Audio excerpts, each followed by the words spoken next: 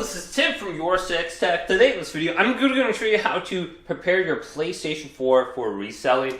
And to do this, you want to factory reset your PlayStation 4 and erase all the data off it. So I'm just on the home screen here. Let's go up to the top and then go to Settings. And then scroll on down to the bottom of this list until we get to where it says Initialization. Then what we can do is go to Initialize PS4. And we have two options under here. We have Quick. This says quickly delete data from the system storage, initialize the PS4. This method might allow third parties to retrieve the data by using specialized tools. So if the person is pretty advanced with computer software or whatever, they might be able to recover some of your data. Otherwise, you can go to Full. This says completely delete data from the system storage and initialize the PS4.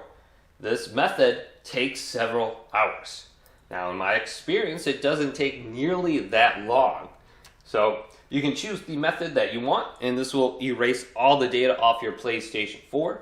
And when the person gets it, they will have to add their account and then sign in with their email address and password.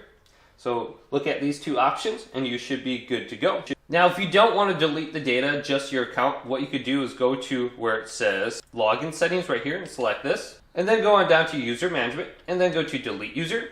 And you can go to your account under here and you can delete it. So I can select my account and then go to delete. It says the following user will be deleted.